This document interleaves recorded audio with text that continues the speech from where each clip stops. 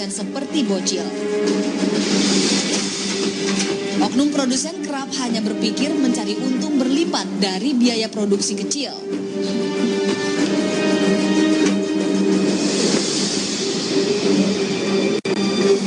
Saya tahu tahunya cuma kan ya emang udah harusnya pakai itu ya. Kalau nggak pakai itu rasanya rugi kita ntar.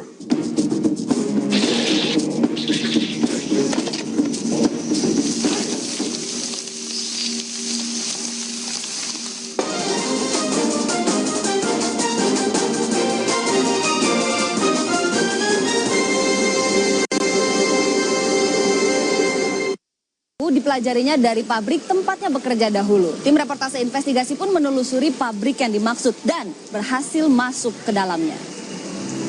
Setiap harinya pabrik ini memproduksi 400.000 buah kerupuk atau 4 kali lipat hasil produksi pelaku. Sayangnya kami menemukan kecurangan yang sama.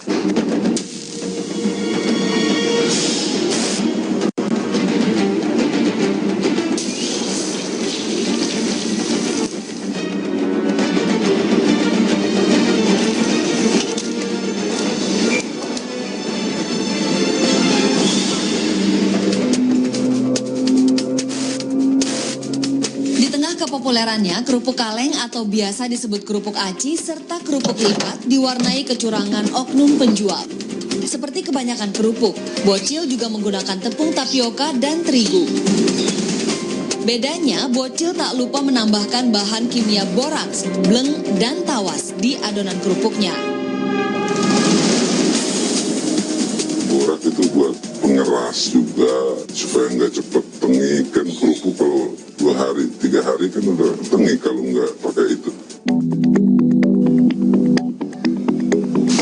Kami tidak kalah kaget ketika Bocil memperlihatkan kepada kami pembuatan kerupuk lipat atau lepit. Untuk mendapatkan rasa yang lebih renyah, kerupuk mengembang sempurna dan berwarna kecoklatan, Bocil lagi-lagi menambahkan boraks dan bleng. Kerupuk lipat dibutuhkan keahlian dalam mencetaknya. Kerupuk lipat dicetak di atas kaleng yang dipanaskan agar adonan tidak cepat keras akibat penggunaan boraks. Sementara itu, karena Bocil tidak memiliki cetakan kerupuk putih atau aci, maka Bocil membawanya ke pabrik kerupuk langganannya. Usai dicetak, Bocil menjemur kerupuk aci putih dan kerupuk lipat hingga kering. Setiap hari, Bocil bisa menjual kerupuk dari adonan yang sudah dibuat beberapa hari lalu. Setelah kerupuk kering, Bocil tinggal menggorengnya. Hari Bapak bikin kerupuk berapa kilo, Pak? 50 kilo. Dijual ke luar kota, ke rumah makan, ke warung-warung pinggir-pinggir jalan lah. Biasanya Bocil menjual kerupuk aci putih maupun kerupuk lipat di kaleng. Isi per kaleng 40-50 buah kerupuk. Harga satuan kerupuk buatannya dibanderol dengan harga Rp400. Bocil menuding pelaku kecurangan bukan dirinya saja. Toh kecurangan ia pelajari justru dari pabrik kerupuk tempat bekerjanya dulu. Segera kami menelusuri pabrik kerupuk tempat Bocil bekerja dulu. Penyamaran membuat kami bisa mengambil gambar di pabrik itu. Dan pegawai pabrik mengakui penggunaan zat kimia berbahaya dalam adonan kerupuk aci atau tapioka. Bahkan pekerja pabrik menunjukkan tawas. Pabrik yang sudah berdiri lebih dari 8 tahun ini dalam sehari memproduksi sekitar 1-2 kuintal bahan kerupuk. Meskipun industri kerupuk tergolong industri skala rumahan, pemasarannya pun cukup luas. Kerupuk produksi pabrik curang ini bukan hanya dijual di sekitar pabrik saja. Setiap pagi, armada pemasaran yang terdiri dari sepeda dan motor pengangkut kerupuk sudah bergerak dari pabrik untuk memasarkan kerupuk berbahaya. Armada motor biasanya menjual ke daerah yang lebih jauh. Armada lainnya adalah dengan berjualan menggunakan gerobak kerupuk. Biasanya penjual ini akan berjualan di sekitar perumahan, juga memasok ke restoran.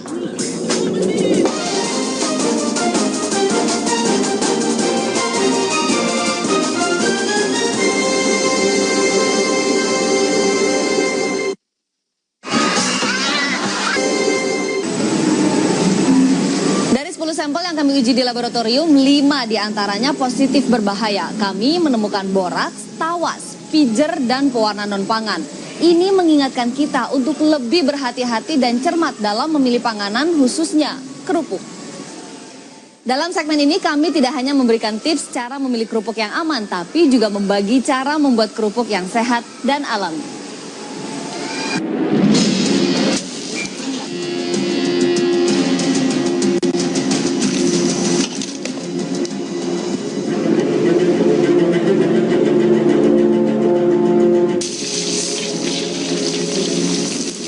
Penelusuran kami, tim reportase investigasi kali ini mendapati oknum pembuat kerupuk aci putih dan kerupuk lipat yang menambahkan boraks, bleng, dan tawas pada adonannya. Sebuah pabrik kerupuk cukup besar juga melakukan kecurangan serupa. Penyamaran kami membuat kami bisa mengambil gambar di dalam pabrik nakal ini. Untuk membuktikan kecurangan narasumber kami, kandungan kerupuk aci dan kerupuk lipat buatan bocil, serta pabrik kerupuk tadi, kami bawa ke Laboratorium Teknologi Pangan Universitas Pasundan. Kami pun membeli 10 kerupuk sampel dari lokasi berbeda di Pulau Jawa. Sampel acak itu dari warung, kantin, rumah makan, serta supermarket.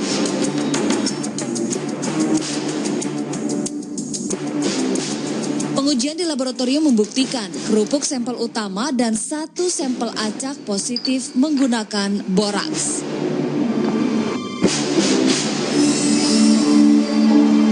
Sampel utama dan 3 dari 10 sampel acak kerupuk juga positif menggunakan tawas.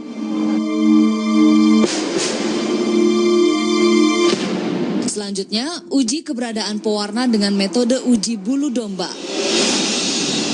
Hasilnya, sampel utama terbukti menggunakan zat pewarna non-pangan. Jadi hampir semuanya yang masuk itu ada menggunakan zat warna, kemudian juga zat pengenyal, pemutih dari non-pangan yang tidak diperbolehkan. Warna tekstil itu beda dengan warna makanan, ini kalau kena panas itu tidak akan merata. Nah ini kan ada timbul tuh seperti gosong, padahal bukan gosong. Ini lebih tua kan kuningnya, di sini putih. Nah ini akibat pewarna. Yang tekstil, ya yang paling kentara juga ini, kan hampir mirip mengkilatnya. Nah ini, sedangkan ini yang tidak menggunakan apa-apa, kuningnya ini karena kuning gosong akibat dari pemasakan. Nah itu. Jika boraks dan tawas masuk ke dalam tubuh terus-menerus, maka kedua zat itu akan mengendap di dalam tubuh. Dampak jangka pendeknya adalah tenggorokan gatal dan sakit perut. Sedangkan dampak jangka panjangnya akan menyerang otak, ginjal, dan organ liver.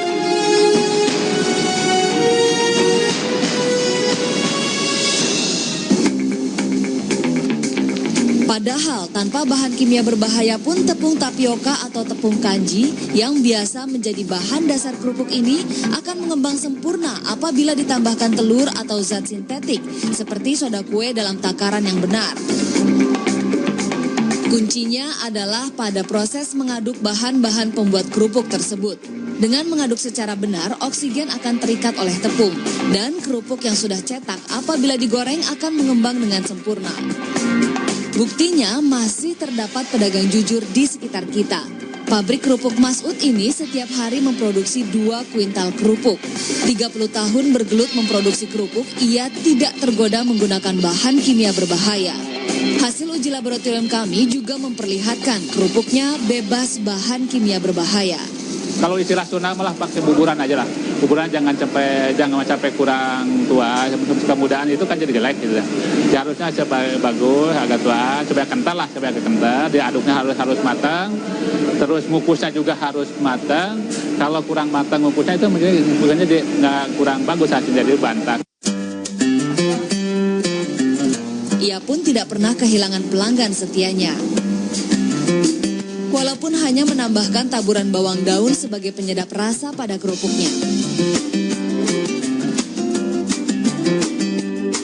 Cara relatif paling aman mengonsumsi kerupuk adalah dengan membuat kerupuk sendiri.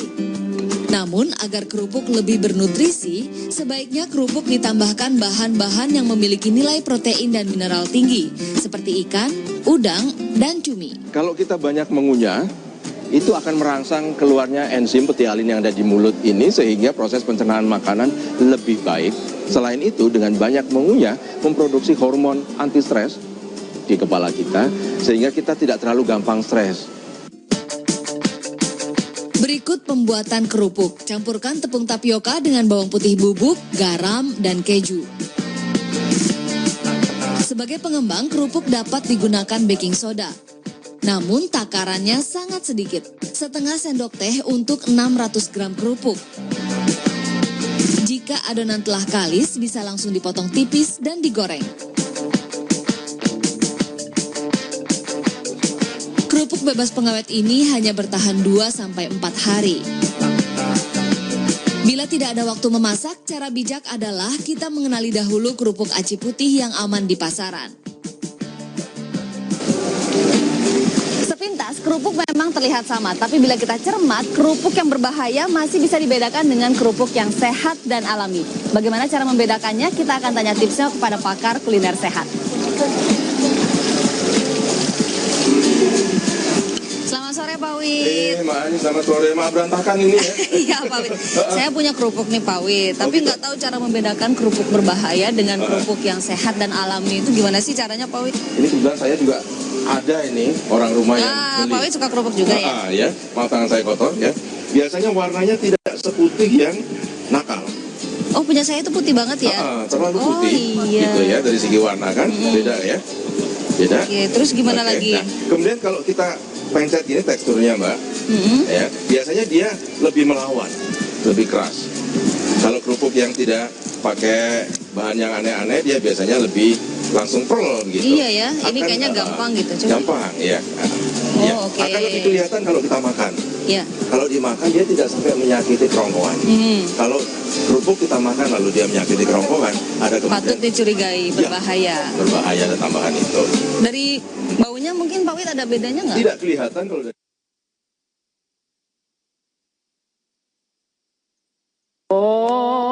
ya. Beda. Oke, terus gimana lagi? Nah, kemudian kalau kita pencet gini teksturnya Mbak, ya, biasanya dia lebih melawan, lebih keras. Kalau kerupuk yang tidak pakai bahan yang aneh-aneh, dia biasanya lebih langsung pearl gitu. Iya ya, ini kayaknya gampang gitu. Coba. Gampang, ya.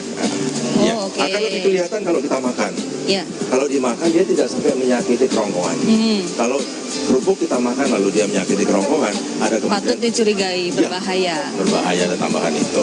Dari baunya mungkin Pak Wid ada bedanya nggak? Tidak kelihatan kalau dari baunya ya, karena tambahannya tidak sampai membuat baunya muncul ya. Kalau awam pasti sulit. Pak Wid ada nggak sih cara menikmati kerupuk tuh agar bisa lebih sehat? Cara menikmati kerupuk agar lebih sehat, yang penting dia tidak dimakan sebagai snack, jadi dia sebagai makanan pendamping saja, bersama makanan yang bergizi tentu. Gitu. Oh jadi ada pengimbangnya ya? Iya, ada kawannya. Oke, terima kasih banyak tipsnya. Silakan dilanjutkan. Semoga informasi tadi bermanfaat bagi Anda para konsumen cerdas. Ikuti terus reportase investigasi setiap Sabtu dan Minggu pukul 5.15 sore waktu Indonesia Barat. Saya Ani Rahmi, sampai jumpa. Tim reportase investigasi berhasil masuk dalam sebuah pabrik pembuat roti yang berlaku curang. Selain menggunakan zat-zat berbahaya, pabrik ini juga tidak peduli dengan kebersihan. Padahal setiap hari, 5 ton terigu diolah menjadi roti di sini. Kecurangan belum berhenti, karena ternyata pabrik ini juga merekondisi roti kadaluarsa. Ikuti penelusuran tim reportase investigasi Minggu 27 Mei, jam 5 sore lewat 15 menit di Trans TV.